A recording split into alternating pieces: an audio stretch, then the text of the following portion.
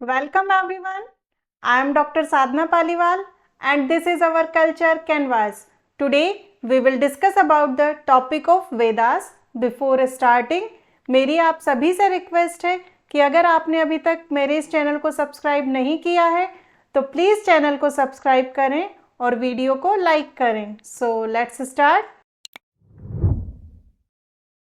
चतुर्दशा विद्यासना की सीरीज में हमने प्रीवियस लेक्चर में general introduction, classification and importance of चतुर्दशा विद्यासना के बारे में डिस्कस किया था. नाउ आज के इस वीडियो में हम चतुर्दशा विद्यासना का जो फर्स्ट क्लासिफिकेशन है वेदास, उसको डिस्कस करेंगे. So first is introduction to Vedas. The Vedas are the oldest sacred scriptures of Hinduism. ठीक है, वेदों को एक्चुअली हमारा जो सनातन धर्म है और हिंदू स्क्रिप्चर है उसका सबसे ओल्डेस्ट रिटन स्क्रिप्चर माना जाता है, लिटरेचर माना जाता है. और जो हमारे हिस्टोरियंस हैं उसके अकॉर्डिंग इनका जो टाइम पीरियड है उसको हम अराउंड 1500 BC से लेकर के 600 BC के बीच में मानते हैं. एक्चुअली में ये माना गया है कि जो वेदों को जो कंपाइल किया गया, जो जिस टाइम पे इनको कंपोज किया गया उस टाइम पीरियड को बोला गया है वैदिक एज या वैदिक युग. ठीक है, तो वैदिक एज को, वैदिक पीरियड को बेसिकली हम 2 पार्ट्स में डिवाइड करते हैं, अर्ली वैदिक पीरियड एंड लेटर वैदिक पीरियड. अर्ली वैदिक पीरियड जो है वो आपका 1500 BC से 1000 BC के बीच में आता है, जब जिसमें कि हमारा ऋग्वेद जो है उसको कंपोज किया गया था. एंड नेक्स्ट इज लेटर वैदिक पीरियड जो कि आपका 1000 से 600 BC के बीच में आता है. इस टाइम पीरियड में हमारा यजुर्वेद, सामवेद और अथर्ववेद, इन 3 वेदों को कंपोज किया गया था. ठीक है, तो ओवरऑल अगर हम देखें तो जो मॉडर्न हिस्टोरियंस हैं उन्होंने हमारा जो वैदिक एज है उसको एक टाइम लाइन के बीच में डिसाइड बाउंड किया है. लेकिन अगर हम हिंदू ट्रेडिशंस और हमारे जो हिंदू स्क्रिप्चर्स को जब हम स्टडी करते हैं, पुराणों को, धर्मशास्त्रों को, तो उसके थ्रू हमें जो नॉलेज मिलती है उससे कहीं ना कहीं हमें ये क्लियर होता है कि जो हमारा वैदिक पीरियड है वो उससे भी ज़्यादा पुराना है. ठीक है, कुछ हिस्टोरियन जो हमारी न्यू रिसर्च आ रही है वो आजकल ये प्रूव करती हैं कि जो वैदिक पीरियड है, जो ऋग्वेद और सबसे पहले जो ऋग्वेद कंपाइल किया गया, कंपोज किया गया था, उसका जो अगर हम टाइम पीरियड देखें तो उसको अराउंड 5000 BC के अराउंड के आसपास हम उसको एज्यूम करते हैं. ठीक है, तो इस टाइप से ये कहीं ना कहीं धीरे धीरे नई रिसर्च ये हमारी प्रूव कर रही है कि हमारा जो वैदिक पीरियड है वो 1500 BC से भी पुराना है. Okay, now the word Veda is derived from the Sanskrit root vid. ठीक है, जो वेदा है एक संस्कृत वर्ड है, इससे किससे निकला है? विद से. इट मीन्स टू नो, यानी कि जानना, किसी भी चीज़ के बारे में जानना, नॉलेज होना और विजडम होना. तो बेसिकली अगर हम देखें तो जो हमारे वेद हैं वो उसके थ्रू हमें जो इन्फॉर्मेशन मिलती है वो है हमारी ऑरिजिन ऑफ यूनिवर्स, ब्रह्मांडीय रहस्य. ठीक है, society, social life, custom, traditions, उसी के साथ में हमारा जो वैदिक कल्चर है, इन सभी के बारे में हमें वेदों से हमें नॉलेज मिलती है. वेदों को हम अपौरुषीय भी कहते हैं. अपौरुषीय का मीन्स क्या होता है? Not to human origin. It means जिनकी रचना ह्यूमन बीइंग के थ्रू नहीं की गई है. हिंदू ट्रेडिशन के अकॉर्डिंग ये माना जाता है कि सृष्टि की रचना, ब्रह्मा जी ने जब सृष्टि की रचना करी थी तो उसी टाइम पर 4 वेदों का सृजन हुआ था. ठीक है, तो ये जो इन वेदों का जो साउंड था वो यूनिवर्स में एक साउंड के रूप में जनरेट हो रहा था. तो उस टाइम पर जो हमारे ऋषि मुनि थे, जिनको कि हम वेद दृष्टा बोलते हैं, उन ऋषि मुनियों ने अपने मेडिटेशन के थ्रू, अपने ध्यान और चिंतन के थ्रू वो जो साउंड यूनिवर्स में जो जनरेट हो रहा था उस साउंड, सेक्रेट साउंड को उन्होंने उसको सुना, उसको समझा और उनको उन्होंने मंत्रों के रूप में व्यक्त किया. ठीक है, तो इस टाइप से धीरे धीरे हमारे वैदिक मंत्रों को की रचना हुई. फॉर एग्जाम्पल जैसे गायत्री मंत्र है, इसको ऋषि विश्वामित्र ने प्रकट किया था. ठीक है, उन्होंने उस साउंड को सुना और गायत्री मंत्र को उन्होंने जनरेट किया. तो इस टाइप से हम देखते हैं कि जो हमारा वेद हैं वो क्या है? अपौरुषीय हैं. ठीक है, क्योंकि ऋषि मुनियों ने उस साउंड को सुन के वेदों के रूप में मंत्रों के रूप में प्रकट किया और उसके बाद में उन मंत्रों को उन्होंने as it is orally transmitted किया, ठीक है। उनके जो अनुयायी थे, उनके जो शिष्य थे, उन्होंने उनको एज इट इज ट्रांसमिटेड किया ओरली। तो इस टाइप से हमारे जो वैदिक मंत्र है, वैदिक जो नॉलेज है, वो verbally generation to generation transfer होती गई और उसको उन्होंने प्रिजर्व किया सदियों तक, ठीक है। वेदों को हम श्रुति भी बोलते हैं। श्रुति मीन्स क्या होता है, व्हाट टू हियर या which is here, what is here या विच इज हियर, जो भी कि आपने सुना, ठीक है। जैसे हमने बताया कि स्टार्टिंग में हमारे पास में जो वैदिक नॉलेज थी वो रिटन स्क्रिप्ट के रूप में अवेलेबल नहीं थी। तो जितने भी वैदिक मंत्र थे उनको ओरली सुना गया, ओरली ट्रांसमिटेड किया गया और प्रिजर्व किया गया। तो श्रुति का मतलब क्या होता है, जो भी वैदिक नॉलेज है उसको ओरली सुन करके नेक्स्ट जनरेशन को ट्रांसफर करना या नेक्स्ट टू नेक्स्ट उसको ट्रांसमिटेड करना, ठीक है। तो इस वजह से हम वेदों को श्रुति भी बोलते हैं। बाद में ऋषि वेद व्यास ने, जिनके के बारे में हम महाभारत में भी जिनके बारे में हमें महाभारत में पढ़ने को मिलता है, स्टडी करने को मिलता है, जिन्होंने महाभारत लिखी। तो ऋषि वेद व्यास ने बाद में वैदिक मंत्रों को कंपाइल किया, उनको प्रॉपरली अरेंज किया, किसमें, 4 संहिताओं में, ठीक है। और इस टाइप से उन्होंने ऋग्वेद, सामवेद, यजुर्वेद और अथर्ववेद में हमारे जितने भी वैदिक मंत्र हैं उनको प्रॉपरली अरेंज किया। तो इस टाइप से ऋषि वेद व्यास को क्रेडिट जाता है वेदों को कंपाइल करने का, ठीक है। नेक्स्ट इज वेद त्रय। वेद त्रय जो हमारे वेदास हैं वो बेसिकली देखा जाए तो ओरिजिनली वो 3 हैं और इन तीनों को एक साथ मिलाकर के हम वेद त्रय बोलते हैं, ऋग्वेद, सामवेद एंड यजुर्वेद, ठीक है। तो वेद त्रय में हम स्पेशली 3 वेदों को रखते हैं। अथर्ववेद को इसके अंदर इंक्लूड नहीं किया जाता है क्योंकि अथर्ववेद कहीं ना कहीं हमारे ब्लैक मैजिक और मेडिसिन्स और सोसाइटी से रिलेटेड है, इस वजह से इसको इसके अंदर इंक्लूड नहीं किया गया है और अथर्ववेद को सबसे बाद में भी लिखा गया था। Now the first Veda is Rigveda. Rigveda is the oldest Veda and the foundational scriptures of Hinduism, ठीक है। जो अगर हम मॉडर्न हिस्टोरियंस के अकॉर्डिंग देखें तो ऋग्वेदा का जो टाइम पीरियड है वो 1500 से 1000 BCE के बीच में माना जाता है, जबकि इसको कंपाइल किया गया था। और इसीलिए ऋग्वेद को हम सबसे ओल्डेस्ट वेदा मानते हैं। इवन वर्ल्ड के सबसे ओल्डेस्ट लिटरेचर में ऋग्वेद को इंक्लूड किया गया है।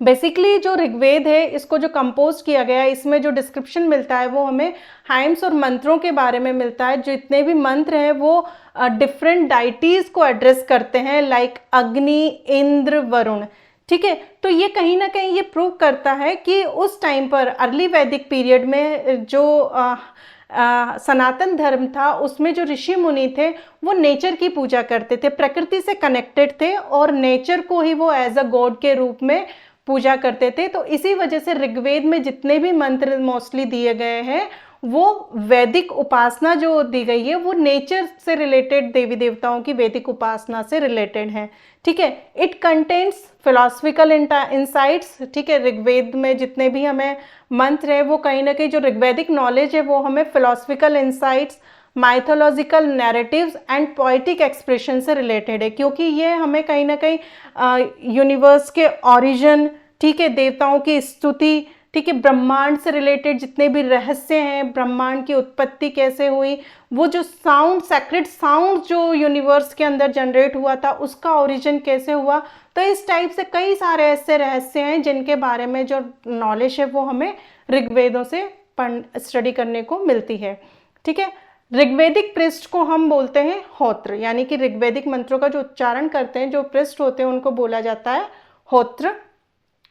टोटल ऋग्वेद में जो सुक्ताज या जो हाइम्स दिए गए हैं वो है 1028, ठीक है। टोटल सुक्ताज इसके अंदर इतने हैं। फॉर एग्जाम्पल लाइक जो पुरुष सूक्त है, ऋग्वेद का जो पुरुष सूक्त है बेसिकली ये डिस्क्राइब करता है क्रिएशन ऑफ यूनिवर्स की, यूनिवर्स का क्रिएशन कैसे हुआ, किस टाइप से सृष्टि की उत्पत्ति हुई, जो सेक्रेट साउंड्स है वो कैसे जनरेट हुए। तो इन सभी क्वेश्चंस के आंसर जो है वो कहीं ना कहीं हमें पुरुष सूक्त के अंदर स्टडी करने को मिलते हैं। जो टोटल हमारे 1028 जो सुक्ताज और हाइम्स हैं इनको 10 बुक्स के अंदर अरेंज्ड किया गया है, प्रॉपरली इनको अरेंज्ड किया गया है, जिनको कि हम बोलते हैं मंडलास, ठीक है। तो इस टाइप से ऋग्वेद के टोटल 10 मंडल्स हैं, ठीक है। 10 मंडल्स यानी कि उनके 10 डिविजन्स हैं। जैसे कि जो हमारा गायत्री मंत्र है वो हमारे ऋग्वेद के 3rd मंडल के अंदर हमें स्टडी करने को मिलता है, उसमें पाया गया है वो। नेक्स्ट इज जो हमारा 9th मंडल है, ऋग्वेद का जो 9th मंडल है वो आपका सोमदेव और सोमड्रिंग को डेडिकेटेड है, ठीक है। तो इस टाइप से हम देखते हैं कि हमारा जो ऋग्वेद है वो प्रॉपरली हम जो है ऋग्वेदिक देवी देवताओं की स्तुति और उनकी आराधना से रिलेटेड है, उसके मंत्रों के बारे में उसमें हमें डिस्क्रिप्शन करने, स्टडी करने को मिलता है। फॉर एग्जाम्पल जैसे गायत्री मंत्र, ठीक है, उसी टाइप से हम देखते हैं कि सूर्य की जब हम उपासना करते हैं तो सूर्य देव के लिए आराधना के लिए हमें अलग मंत्र का हम उच्चारण करते हैं। तो ये सारी जो इंफॉर्मेशन है वो हमें किससे मिलती है, हमारे ऋग्वेद से। Now next is Samaveda. Samaveda is known as the Veda of melodies और चैंट्स। क्यों? क्योंकि सामवेद जो है बेसिकली म्यूजिक से रिलेटेड है, ठीक है। यानी कि जितने भी वैदिक, ऋग्वेद में जितने भी वैदिक मंत्र दिए गए हैं उनका म्यूजिकली मेलोडीज के साथ में आप कैसे उनका उच्चारण करेंगे, प्रोनाउंसिएशन करेंगे, इसके बारे में जो नॉलेज है वो हमें किस में मिलती है, सामवेद के अंदर। सामवेद के अंदर टोटल 1875 मंत्र हैं और मोस्टली जो इसके मंत्र हैं वो किससे हैं, ऋग्वेद से लिए गए हैं। क्यों? क्योंकि इसमें ऋग्वेदिक मंत्रों का म्यूजिकली आपको कैसे उनका उच्चारण करना है इसके बारे में इसके अंदर दिया गया है। So it is focused on the musical aspects of वैदिक रिचुअल, कि जब भी हम कोई वैदिक रिचुअल्स करते हैं मंत्रों, क्योंकि अगर आप वैदिक रिचुअल्स कर रहे हैं तो ऑटोमेटिकली आपको उनमें मंत्रों का उच्चारण करना है, तो मंत्रों का आप म्यूजिकली एस्पेक्ट्स के रूप में किस टाइप से उनका उच्चारण करेंगे, ये सारी चीज़ें जो है वो हमें किस में स्टडी करने को मिलती है, इनके बारे में नॉलेज हमें सामवेद के अंदर मिलती है। सामवेद कहीं ना कहीं हमें ये नॉलेज प्रोवाइड करता है कि जब भी हम मंत्रों का, जो भी मंत्र है उनका हम अगर म्यूजिकली साउंड्स के साथ में अगर हम उसको उच्चारण करते हैं तो उससे क्या होता है, एक यूनिवर्सल एनर्जी, जो एक ब्रह्मांडीय ऊर्जा जो होती है वो सक्रिय होती है, एक्टिव होती है, ठीक है। और उस कंडीशन में क्या होता है कि हमारी जो सोल होती है, हमारी जो आत्मा होती है वो ऑटोमेटिकली परमात्मा के साथ में, ईश्वर के साथ में कनेक्ट होती है। फॉर एग्जाम्पल मानिए कि जैसे हम एक मंत्र पढ़ रहे हैं, जैसे लाइक गायत्री मंत्र, अगर आप उसको एक नॉर्मली उच्चारण करते हैं उसका, जैसे ओम भूर्भुवस्वः तत्सवितुर्वरेण्यम भर्गो देवस्य धीमहि धियो यो नः प्रचोदयात्, ठीक है, ये हमने उसका एक नॉर्मली उच्चारण किया।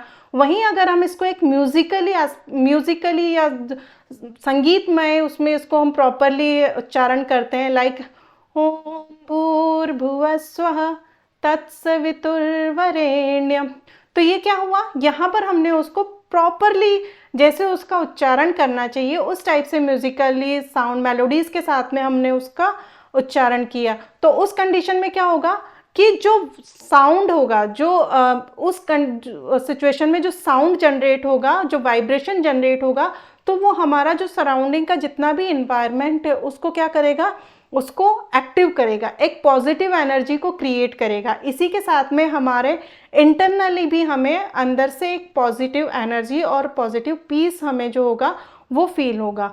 तो वही चीज़ है कि हम प्रोनाउंसिएशन कैसे कर रहे हैं, ठीक है। तो सामवेद क्या बोलता है कि ऋग्वेदिक मंत्रों को आपको कैसे मेलोडीज के साथ में उनको उच्चारण करना है, उनका चैंट्स करना है। तो ये सारी चीज़ें जो है वो हमें सामवेद में स्टडी करने को मिलती है। सामवेद का जो पृष्ठ है उसको हम बोलते हैं उद्गात्री, ठीक है। Samaveda is considered the foundation of classical music. Samaveda को हम हमारा जो इंडियन क्लासिकल म्यूजिक है उसका रूट या उसका फाउंडेशन बेस मानते हैं। ये माना जाता है कि जो इंडियन क्लासिकल म्यूजिक है उसका जो ओरिजिन हुआ है वो कहीं ना कहीं हमारे सामवेद से हुआ है, क्योंकि फर्स्ट हमारा लिटरेचर माना गया है सामवेद, जहाँ पर कि हम संगीत के थ्रू, मेलोडीज के थ्रू मंत्रों को उच्चारण कर रहे हैं, उनको प्रोनाउंस कर रहे हैं। ओके, यहाँ पर एक चीज़ और बताना चाहूँगी कि भगवत गीता में भगवान श्री कृष्ण ने कहा है कि वेदों में मैं सामवेद हूँ, ठीक है, कि जो 4 वेद हैं उनमें मैं सामवेद हूँ, यानी कि जब आप मंत्रों को म्यूजिकली आप उनको प्रॉपरली मेलोडीज के साथ में आप उनको चैंट्स करते हैं तो कहीं ना कहीं वो ऑटोमेटिकली आपको क्या करेगा, मुझके मेरे साथ में कनेक्ट करेगा, ईश्वर के साथ में वो आपको कनेक्ट करेगा। Next is third Veda is Yajurveda. Yajurveda basically जो डील करता है वो आपका सैक्रिफिशियल रिचुअल्स एंड प्रोसीजर में डील करता है। यजु का मतलब क्या होता है, यज्ञ और हवन वेदिकाएं, ठीक है। तो यजुर्वेद आपका यज्ञ से रिलेटेड जो विधि विधान है, उनके जो मंत्र है, उसका जो प्रोसीजर है, किस टाइप से उन यज्ञों और हवन को आपको करना है, ये सारी चीजें जो है वो हमें यजुर्वेद के अंदर उसके बारे में हमें इंफॉर्मेशन मिलती है। बेसिकली जैसे जब भी हम यज्ञ हवन करते हैं तो यज्ञ वेदिकाएं बनाई जाती हैं, तो यज्ञ वेदिकाओं का प्रॉपरली मेजरमेंट, ठीक है, उन यज्ञ के हवन में जो आहुति दी जा रही है उसकी जो सामग्री, उसके जो विधि विधान है, किस से रिलेटेड, किस देवी देवताओं के लिए यज्ञ या हवन किया जा रहा है, ठीक है, उसके बारे में डिटेल इंस्ट्रक्शंस जो है कि किस विधि विधान के साथ में वो किया जाएगा। तो ये सारी इंफॉर्मेशन जो है वो हमें यजुर्वेद के अंदर मिलती है। यजुर्वेद का जो प्रेस्ट है उसको बोला जाता है अथर्ववेद, ठीक है। It's provide detail instruction for performing यज्ञास। यजुर्वेद जो है वो हमें एक डिटेल इंस्ट्रक्शन प्रोवाइड करता है यज्ञ और सेक्रीफाइसेस से रिलेटेड, हवन से रिलेटेड। फॉर एग्जाम्पल, जैसे मैं एक छोटा सा एग्जाम्पल देती हूँ कि रामायण में हम देखते हैं कि स्टार्टिंग में जब हम रामायण को स्टडी करते हैं तो रामायण में डिस्क्रिप्शन है कि राजा दशरथ ने पुत्र कामना के लिए पुत्र कामेष्टि यज्ञ करवाया था, ठीक है। तो पुत्र कामेष्टि यज्ञ का प्रोसीजर बिल्कुल अलग था, ठीक है। इसी टाइप से बाद में हम देखते हैं कि राजा राम ने, प्रभु श्री राम ने अश्वमेध यज्ञ करवाया था, जिसमें कि अश्वमेध यज्ञ में क्या होता है कि आप अपना एक हॉर्स छोड़ते हैं, ठीक है, जो पूरे उसमें आपके राज्य में घूमता है। तो इस टाइप से हम देखते हैं कि उसका एक जो प्रोसीजर था वो अलग था, उसके रिचुअल्स, उसकी विधि विधान अलग थे। इसी टाइप से राजसूय यज्ञ होता है, ठीक है। प्रेजेंट टाइम में अगर हम देखें तो आज भी हम लोग कोई भी पूजा पाठ या कोई भी रिचुअल करते हैं तो उसमें हम हमेशा यज्ञ हवन करते हैं। फॉर एग्जाम्पल, जैसे नवरात्रि में जो यज्ञ हवन किया जाता है तो उसमें जो हवन सामग्री में जो आहुति दी जाती है उसमें देवी की आराधना को विशेष रूप से ध्यान में दिया जाता है। जो मंत्रों का उच्चारण होता है वो देवी आराधना से रिलेटेड होता है। इसी टाइप से जब हम गायत्री मंत्र हवन करते हैं तो गायत्री हवन में हम गायत्री मंत्रों का उच्चारण करते हैं, ठीक है। अगर आप इसका क्या बोलते हैं हम, रामायण का भी हम हवन करते हैं, भागवत जी का भी हवन करते हैं। तो हर एक हवन का जो प्रोसीजर होता है, उसके विधि विधान, उनके मंत्रों का उच्चारण, तो ये सारी चीज़ें जो हैं वो डिफरेंट होती हैं। तो ये सारी जो इन्फॉर्मेशन होती है, उनका जो प्रोसीजर होता है वो हमें कहीं ना कहीं यजुर्वेद में उसके बारे में स्टडी करने को मिलता है। यजुर्वेदा को बेसिकली हम 2 पार्ट्स में डिवाइड करते हैं, Krishna Yajurveda and Shukla Yajurveda. Now the next and the last Veda is Atharvaveda, ठीक है। अथर्ववेदा बेसिकली इसके जो टॉपिक्स हैं वो काफ़ी वाइड रेंज है, क्योंकि इसमें बेसिकली हमारा ब्लैक मैजिक, मेडिसिन्स, ठीक है, स्पेल्स या mantra, domestic rituals, social life, social communities, इन सभी के बारे में हमें इसमें स्टडी करने को मिलता है। अथर्ववेदा का जो प्रेस्ट है उनको बोला जाता है ब्राह्मण। Atharvaveda deal with the practical aspects of life, ठीक है, क्योंकि practical aspects of life like health, protection, social issues, ठीक है, इन सभी चीज़ों को अथर्ववेद के अंदर इंक्लूड किया गया है। इसी के साथ में जो अथर्ववेद है वो कहीं ना कहीं हमें प्रकृति से कनेक्ट करता है, नेचर से कनेक्ट करता है। अथर्ववेद ये मैसेज देता है कि आपकी लाइफ में कोई भी प्रॉब्लम हो, उसके आपकी हर एक प्रॉब्लम का जो सॉल्यूशन है वो नेचर के पास में है, ठीक है। तो लाइक जैसे अथर्ववेद में हमें जो नॉलेज मिलती है वो हर्ब्स के बारे में मिलती है, डिजीज़ के बारे में मिलती है, रेमेडीज़ के बारे में मिलती है, ठीक है। तो ऑटोमेटिकली जो हमारा जो ओवरऑल अगर हम देखें तो हमारा जो अथर्ववेद है उसके अंदर हमें आयुर्वेद के बारे में स्टडी करने को मिलता है, क्योंकि इसमें नेचुरल मेडिसिन्स डिफरेंट किस डिजीज़ में आपको कौन सी मेडिसिन को अप्लाई करना है, किस रेमेडीज़ को अप्लाई करना है, ये सारी की सारी जो नॉलेज है वो हमें अथर्ववेद के अंदर स्टडी करने को मिलती है। ठीक है, तो इस टाइप से जो अथर्ववेद है वो ऑटोमेटिकली हमें एज अ ह्यूमन बीइंग को क्या करता है, नेचर के साथ में कनेक्ट करता है। फॉर एग्जांपल जैसे प्रेजेंट टाइम में भी अगर हम देखें तो अगर हमें कोई भी प्रॉब्लम होती है तो सबसे पहले हम नेचुरली चीज़ों को डील करने की कोशिश करते हैं। अगर आप डॉक्टर के पास में भी जाते हैं तो डॉक्टर भी कहीं ना कहीं आपको सबसे पहले ये सजेशन देते हैं कि आप अगर आपको मेंटल इश्यूज़ हैं, थोड़ा सा डिप्रेशन है, तो उस कंडीशन में आपको मेडिटेशन करना चाहिए, योगा करना चाहिए, प्राणायाम करना चाहिए। हेल्थ से रिलेटेड कोई इशू है तो वो आपको मॉर्निंग वॉक के लिए सजेशंस देते हैं, योगा के लिए सजेशन देते हैं। तो ये सारी चीज़ें क्या होती हैं, एक daily routine, early morning walk और इवनिंग वॉक, तो ये सब चीज़ें क्या है, नेचर से आपको क्या होता है, कनेक्ट करती है। जब आप डायरेक्टली नेचर के साथ में कनेक्ट करते हैं तो उस कंडीशन में क्या होता है, पॉजिटिव थॉट्स और पॉजिटिव एनर्जी हमारी बॉडी के अंदर एंटर करते हैं और वो कहीं ना कहीं ऑटोमेटिकली हमें क्या होता है, इंटरनली हीलिंग करना शुरू कर देते हैं। ठीक है, तो ये सारे जो सॉल्यूशंस है वो कहीं ना हमें कहाँ स्टडी करने को मिलते हैं, हमारे अथर्ववेद के अंदर मिलते हैं। It contains hymns concerning the royal rituals. ठीक है, अथर्ववेद के अंदर, इसी के साथ में अथर्ववेद जो है हमारे रॉयल रिचुअल्स, किंग और जो पुरोहित होता है उनकी ड्यूटीज, पुरोहित के अपॉइंटमेंट्स, एक किंग की अपनी प्रजा के लिए, अपनी सोसाइटी के लिए, अपनी कम्युनिटी के लिए क्या मोरल रिस्पॉन्सिबिलिटीज बनती हैं, डोमेस्टिक रिचुअल्स के बारे में इसमें इंफॉर्मेशन मिलती है। तो ओवरऑल अगर हम देखें इसी टाइप से जादू टोना, तंत्र मंत्र, ये सारी जो चीज़ें हैं वो इनके बारे में जो इंफॉर्मेशन मिलती है वो किस में मिलती है, हमें अथर्ववेद के अंदर मिलती है। तो इस टाइप से हमने देखा कि हमारा जो ओल्डेस्ट लिटरेचर है, एंशिएंट इंडियन स्क्रिप्चर है, वो है हमारे वेदास। और वेदों के अंदर बेसिकली हमारे 4 वेदास आते हैं, ऋग्वेदा, सामवेदा, यजुर्वेदा एंड अथर्ववेदा।